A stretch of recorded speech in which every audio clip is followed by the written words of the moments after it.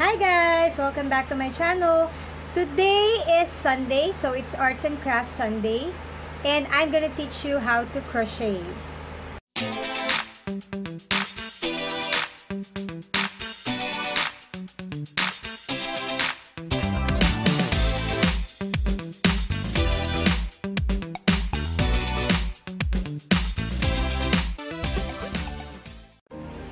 Okay guys, so the first thing we're gonna need are the materials. Of course, we need the yarn. So ito, mumurahing yarn lang to guys, nabibili lang sa school supplies or any supplies. Ayan, like 21 pesos. May mabibili kayo na 14 pesos lang and anything na ganung price. So hook, of course. And if you can see, there are a lot of hooks. May mga sizes yan guys, from the smallest up to the biggest. So may mga number yan guys na naka-designate. Like this one is an 8mm, yan. So, may mga yan, 1.25. So, it will depend on your yarn, guys. Usually, yung mga ganitong klaseng yarn, wala kasing nakalagay. Pero, some yarns, lalo na yung medyo, hindi naman sobrang kamahalan, pero yung mga pricey ones na, yung mga makukuha nyo talaga sa mga craft stores, merong nakalagay talaga na size, kung anong hook yung gagamitin nyo. So, for example, this one, guys, I have here, the RH, so knitting and crochet yarn. So talagang siya, hindi siya yung parang sa school supplies lang. If you can see here, merong nakalagay na recommended hook size, which is 4. So pagkayaan ang gagamitin natin, this is 9. Oh, sobrang laki. Ayan, so this is 5. So pwedeng ito, and or this is, yeah, this is my 4. Okay? So, dapat daw, dahil 4 yung nakalagay na recommended, ito dapat yung para sa yarn na to. Okay? Kung titingnan natin, actually, yung size nitong gagamitin natin, the cheaper version, manipis lang siya na konti. I'm gonna use a 3 on this one. Yan. This is R3, yung pink. Okay? Manipis lang siya na konti. So, basically guys, pagka yung mga walang suggested yarn, suggested hook size, ibe-base nyo na lang siya, iganyan nyo yung hook nyo sa yarn. So, dapat tamang-tama lang siya na hindi siya nakalampas. Mamaya, I will explain to you kung bakit hindi dapat yung sobrang lampas. And hindi din sobrang laki. Like, for example, if I'm gonna use this one, mamaya maintindihan nyo siya. Pag sobrang laki, makikita nyo nakalabas yung hook, may tendency na sumabit siya pagka nag-crochet na kayo. So, we're gonna, yan, so, yan, aside from the yarn and the hook, so, we're gonna use this one, 3. Okay, balik ko na itong mga to dito. We're gonna need a clipper din, gunting, or kahit ano lang, kahit simple scissor lang din, like this, small scissor. As much as possible, guys, use a small scissor lang din, kasi parang, ang weird naman na nagko-crochet kayo, tas yung scissor nyo, parang mga shears yung mga gamit nyo. So, basically, ito lang ang kailangan nating mga materials. Pero there are also other tools na pang crochet, like this ones and this ones. So, medyo, tuturo ko rin sa inyo kung paano gumamit to sa mga later videos natin pag gagawa na tayo ng yung mga projects talaga. And the darning needle, guys, kailangan din pala natin ng darning needle. So, ayan guys. So, first thing you need to learn is how to do a slip knot. Okay? So, ano ba yung slip knot? Yung slip knot yung unang buhol natin. So, there are many ways on how you can do a slip knot. So, pwedeng ganito yung gawin nyo guys. Pwedeng hawakan nyo yan. Put your finger here. Twist. Ganyan. Tapos, kunin nyo to. Pasok nyo dyan. Okay? Tapos, lagay nyo to ditong hook nyo. And then, just pull it. Ayan. Para, wag nyo dapat sobrang sikip, guys. Kasi baka hindi nyo masuot yung yarn nyo. Pero hindi rin sobrang luwag. Okay? Or, you can do that. Or you can do this. This is what I do. Ito yung dulo, diba? So, ganyan. I put it this way. And ito, I put it over here. And pull ko to. This is another slip knot. Okay? So, ganun ulit. Nalagay nyo yung hook nyo dyan. Tapos, hatak lang. Okay? May slip knot na kayo. Or, pwede rin namang diretso na sa hook nyo. Kunyari, ayan. Kasi parang ganun din naman. So, magluloop kayo dito. Loop. Ba? Tapos, kunin nyo to. Pasok nyo dyan. So, ayan. Meron na kayong slip knot. Okay? So, if you can see guys, I changed, I changed our yarn. Kasi yung white, medyo hindi makita yung mga, wow, may balahibo talaga. Yan ang hindi mawawala sa videos ko guys, balahibo. Okay? So, hindi makita yung white, hindi makita yung chain sa white. So, I changed my yarn. Okay? And then, how you hold your hook will depend on kung saan kayo comfortable. There are two types or two ways on how to hold your crochet hook. It's either the pencil hold, which is parang how you will hold your pencil or your pen, or the knife hold, which is pag ganito. So, parang pagka naghihiwa kayo, how you hold your knife. Okay?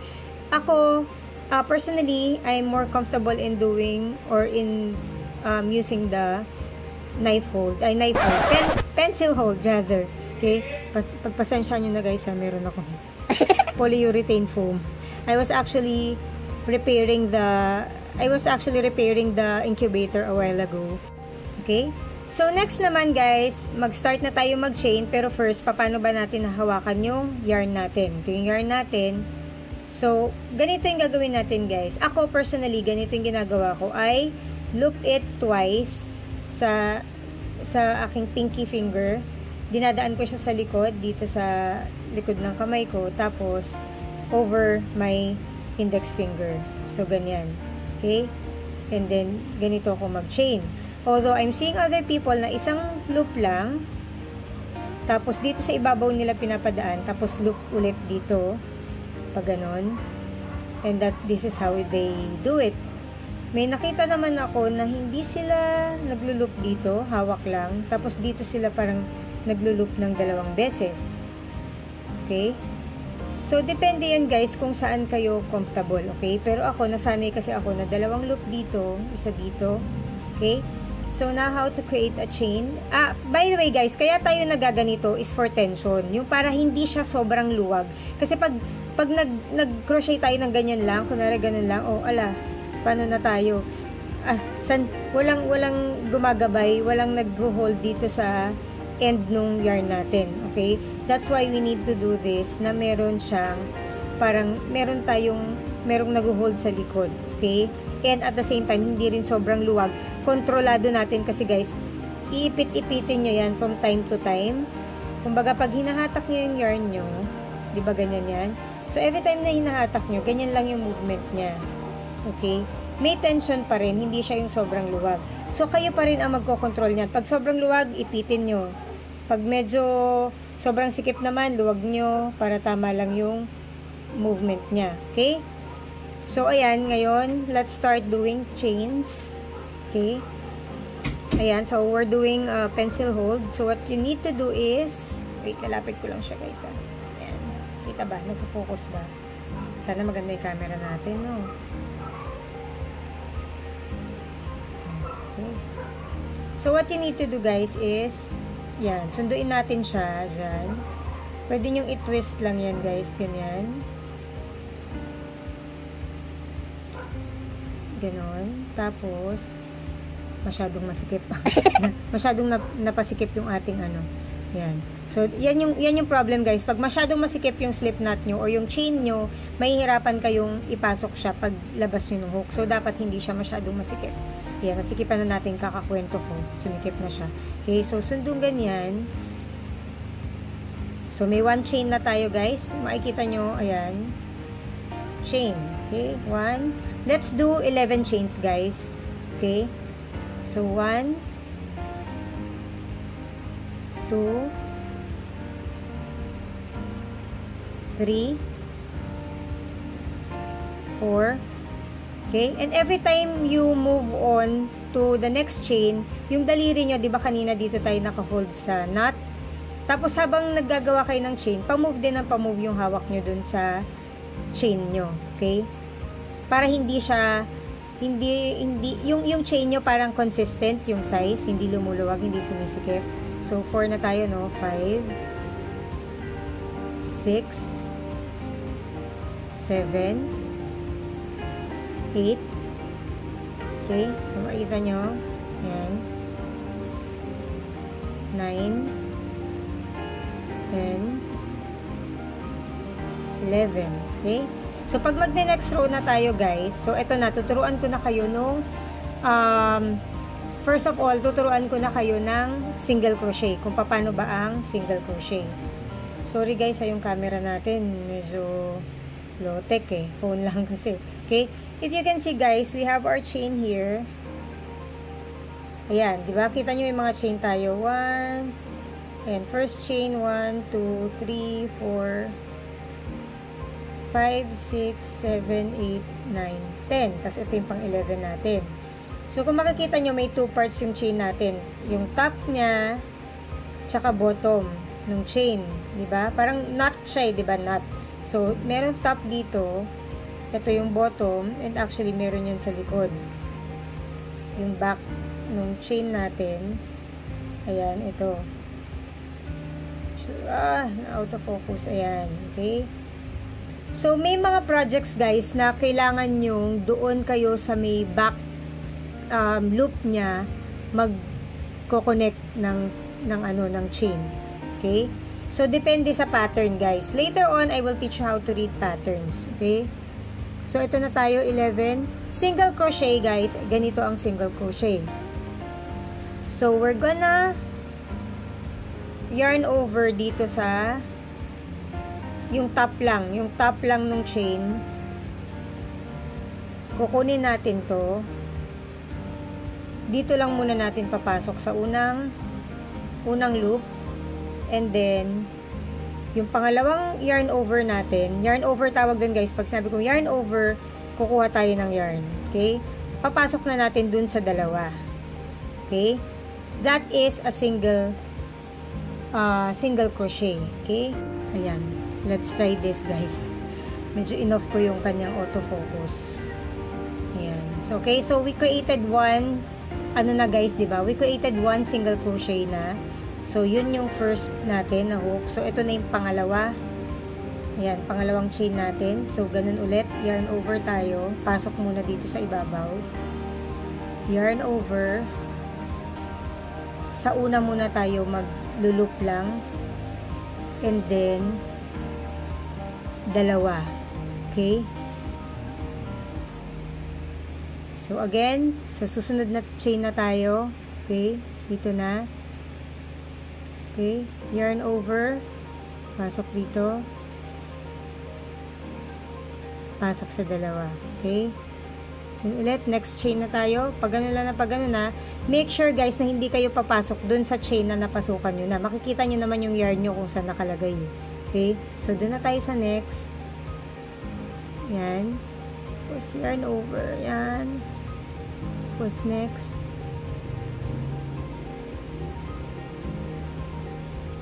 Yan. Yung hawak nyo dito, guys, ha? Yan. So, let's finish this row.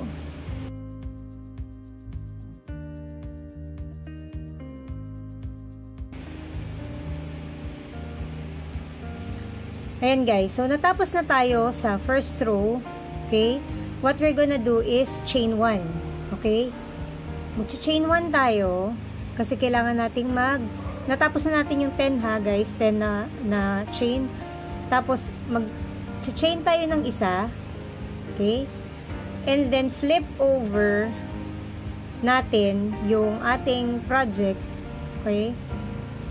Ayan. Flip over natin yung project natin. Then, we'll go ahead with the next row na tayo. Okay? So, saan tayo mag-start? So, we're gonna start here. Ang gagawin na natin, guys, kung makikita nyo na yan, sa ibabaw, andyan yung mga chain natin sa ibabaw. Kita nyo ba, guys? Ayan. So, kita nyo yung mga chain sa ibabaw. Parang heart shape or parang knot. Okay? So, this time, di ba kanina, naglulup lang tayo. Oops, natanggal. naglo-loop lang tayo or nag-yarn over tayo dun sa top part lang nung chain, di ba? This time, ang gagawin natin, sa gitna niya, tayo papasok. Ganyan, guys. Ganito. Okay? Diyan natin siya ipapasok na. Sa ibabaw, yung pagka-top view, sa top view ba, diyan na natin siya ipapasok. So, yarn over. So, single, ulit, guys, ha? Single crochet tayo ulit. Isang row ulit tayo. Okay? Dito.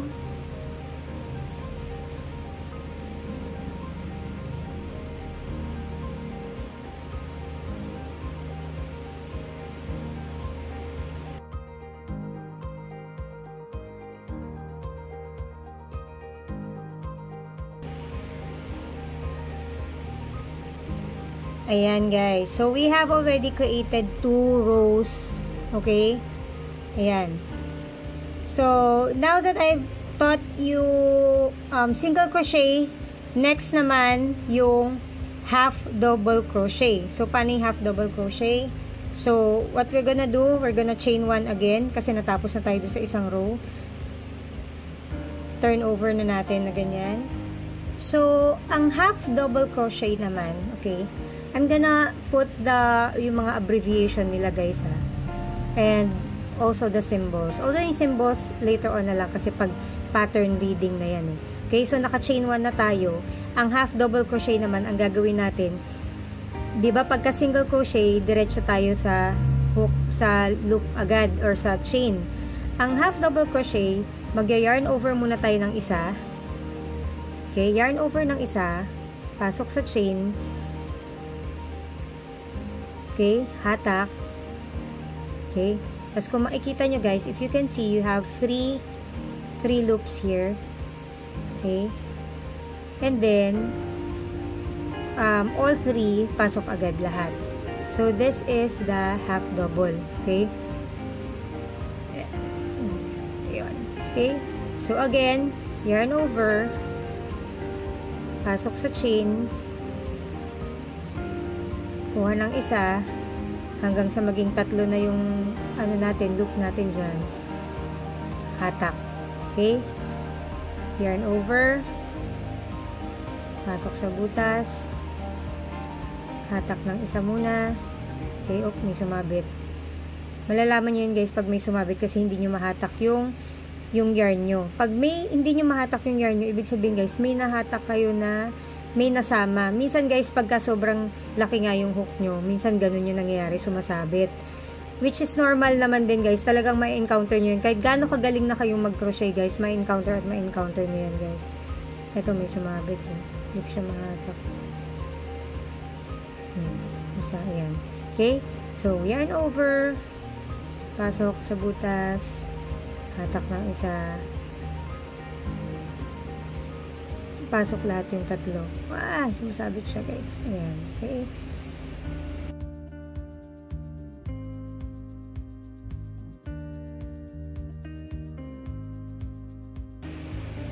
Okay. So, yan, guys. Nakatapos tayo ng isang row ng half double crochet. So, nakadalawang row tayo ng single, then isang row ng half double. Okay? So, if we're gonna make another half double, ganun ulit, chain 1 tayo. Tapos, ikot lang natin. Tapos, ganun ulit. So, let's do another row of half double.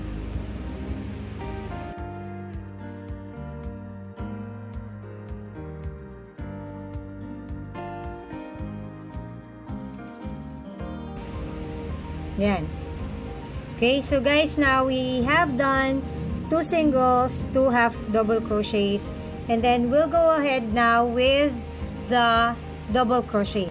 To start with double crochet, guys, so di ba kanina nag-chain 1 tayo bago tayo mag-start ng next row sa single and sa half double, di ba? So ngayon sa double crochet naman, if we're gonna do a double crochet na sa next row, we're gonna chain 3. Okay? Chain 3 muna. 1, 2, 3. Para pag gumawa tayo ng next, tapos babalik ta rin natin, okay? Kaya tayo nag-chain 3 para ma-reach natin yung same height pag gumawa tayo ng double crochet. Kasi 2 double Yung pang third actually, yun yung parang nagdudugtong sa kanya sa ibabaw. Okay? So, nakagawa na tayo ng 3. So, what we're gonna do now is loop again. So, yarn over. Okay? Parang yung ginagawa natin sa half double. Pero the difference is going to be, so hindi tayo dito mag-chain guys ha, yung kung saan nakakabit yung unang chain natin. Doon na tayo, ito yung ganun pa rin, sa next pa rin na chain. Okay, yan, yung sa ibabaw pa rin, sa top view. Dapat pasok tayo dun sa dalawang yarn na yan sa ibabaw. Okay? So, ganyan yung ginagawa natin kanina pa. Okay? So, naka-yarn over na tayo. Pasok tayo sa unang chain. Hatak tayo ng isa. So, this time, di ba sa half double, we're gonna have, ngayon, dito sa double crochet, we're gonna have 3 loops again. Okay? Ay, nako. Camera, mag-focus ka naman. Okay? Yan. So, we're gonna have 3 loops.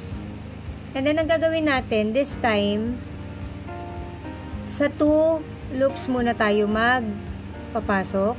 First 2 muna. Tapos, magkakaroon na naman tayo ng another 2 here. Okay? And then, loop na natin yung dalawa. So, that is the double crochet. So, kung makikita nyo, mas mahaba na siya. Okay? So, ganun lang din ulit, guys. Yarn over muna ng isa.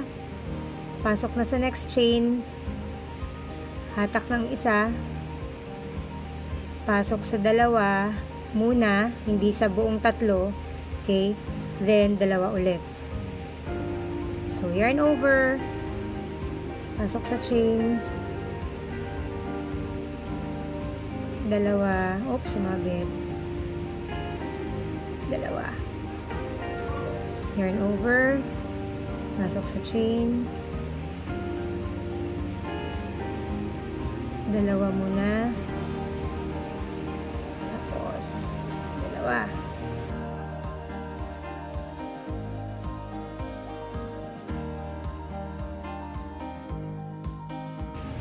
Okay.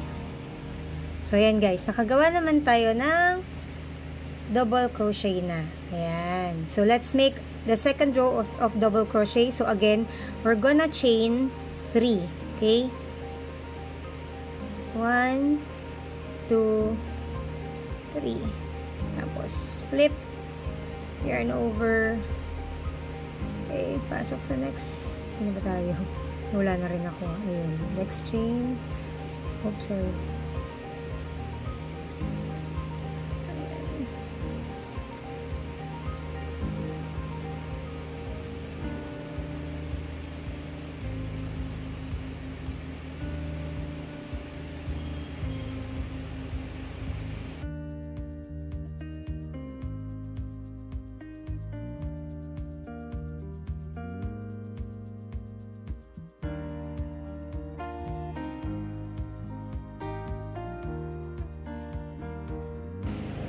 Ayan. So, ayan guys. Now, we have our swatch. Ayan na. Tayo. Okay. And then, we now know how to do a single. We know now how to do a half double and a double. So, next naman is yung triple crochet or treble crochet also. Okay. So, now we're gonna go ahead with the triple crochet or the treble crochet. So, bago tayo mag-start naman ng triple, ang i-chain naman natin dito ay 4. So, we're gonna create 4 chains.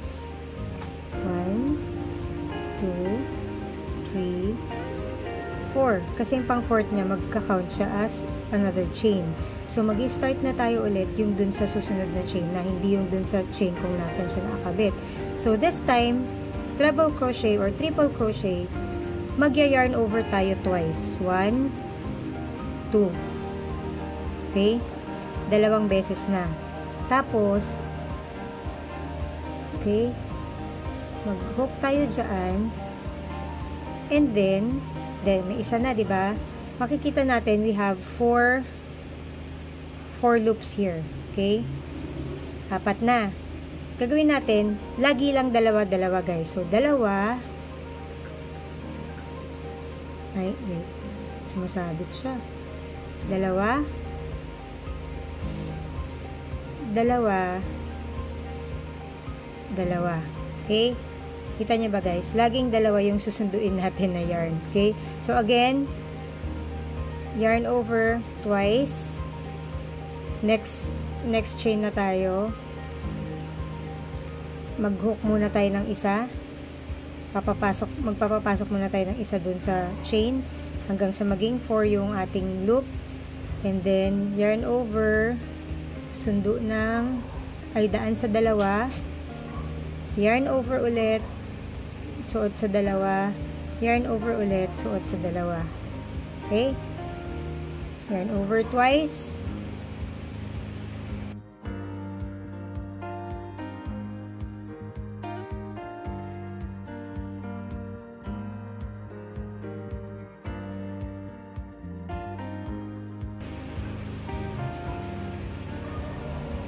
Medyo tricky lagi ito guys eh. Yung last chain natin, laging tricky yan. So, make sure na, ayan siya. Kasi dyan nagka-turn, remember, pagka gumagawa tayo ng stitch, dyan tayo gumagawa ng turn, yung parang turn stitch natin. So, medyo tricky siya. Minsan, hindi siya naisasama. Okay? So, make sure maisama nyo siya.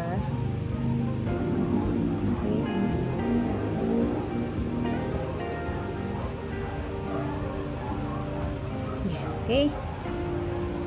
So, tapos na tayo. We're gonna create a new row. So, this is gonna be our last row. Okay, guys? So, I'm gonna chain 4 again. Ito, last row na natin. 1, 2, 3, 4. Ingay ng dogs, ha? Tapos, turn tayo.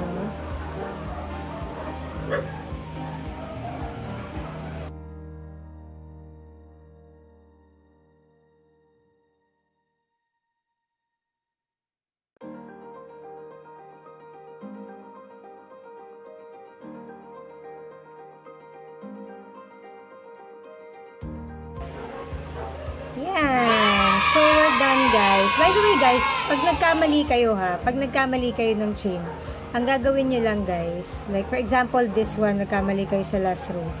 All you need to do is, pasok nyo lang to kasi baka mag-unravel tuloy-tuloy. Atake nyo lang. Ayan, mag-unravel na.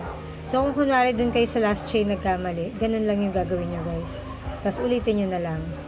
So, hatak lang. Make sure lang na hindi nyo siya mahatak ng tuloy-tuloy or else mas marami kayong gagawin ulit. Okay? So, now guys, that we're done, the one thing that you need to do, pagkatapos na tayo, so, ganito lang, habaan natin dito, and then, we're gonna cut this. Okay? Yan. Okay? So, ituloy-tuloy na natin siya dyan. Yan. Tuloy-tuloy na natin siya dyan. Ngayon, dito na papasok ang ating darning needle. So, kunwari, ayan. Ito na yung pinaka-buhol niya, guys. Wala na tayong ibang gagawin. Kaya lang, ingatan natin yan. Hindi siya mahatak. So, ngayon, ito, kunwari, meron tayong needle. Kailangan natin yung ganito, yung malaki yung mata. Actually, malaking needle nga to, hindi dapat ito. Nawawala kasi yung maliit, yung mas maliit ko dito. Okay? So, ang gagawin natin dyan, guys, minsan, parang isusuot na lang natin siya in between stitches. So, parang itatago lang natin actually yung ating yarn dyan. Somewhere inside na hindi na siya makikita forever. Yan. Hindi naman yun mahalata, guys, eh. So, kunwari, yan. Pasok natin siya dito. Yan. Make sure lang na hindi nyo sisikipan ng sobrang sikip na madidistort na yung ano nyo. Yan. So, ganyan lang. Minsan ako, guys, iniikot ko pa para sure na hindi siya mag-unravel. Tapos, pwede nyo i-cut na lang yung excess niya. Ganyan. Okay? Tago na lang yung yan, ganyan. Tapos, ganun din yung gagawin nyo, guys, dun sa kabilang dulo. If gusto nyo itago siya, ganun lang din. Yung needle. Pasok nyo lang din sa needle. Ganyan. Pagka sobrang ikli pala, guys, nang nagawa nyo. Kunyari, sobrang ikli, tas mas mahaba yung needle nyo. Ang gawin nyo, ipasok nyo na yung needle dun sa loob kung saan nyo siya itatago. So, kunwari, ganyan. Pasok nyo na yung needle dyan. Tapos, tsaka nyo na lang ilagay yung yarn. dun sa mata niya. Then, tsaka nyo na lang siya hatakin. Ganon. Ganun. Diba? Para-paraan. Tapos, cut na lang natin yung sobra. Toink. So, ayan guys. So, we're done. Ayan. Natapos na natin yung ating swatch ng single, half double, double, triple, or treble. Ayan guys. So, these are the basic stitches that you need to learn when doing crochet. And it will depend on the pattern din guys. Kasi, tuturuan ko kayo on how to read patterns. Minsan, di ba, whenever we turn our swatch or we turn our project, minsan, di ba, sabi ko sa inyo, like, for double crochet, bago tayo mag-turn, we will chain 3. Pero may mga project that will ask you to chain 2 bago kayo mag-double crochet. Tapos, sa triple crochet naman, it will ask you to chain 3 only instead of chaining 4. Chain 3, pero dun kayo magsisimula sa first chain nyo. So, it will depend on the pattern or the instructions that you will read. Okay? Ayan. So, ito, meron na tayong basic swatch. So, that's it guys. So, next Sunday or next Sunday, I'm gonna teach you how to read patterns. Okay? And then, maybe the following videos for Arts and Crafts Sunday, we're gonna create an actual project. Okay? So that's it guys. Thank you all so much for watching. I hope you like this video, and please don't forget to subscribe, hit that like button and notification bell, and I'll see you guys next time. Bye!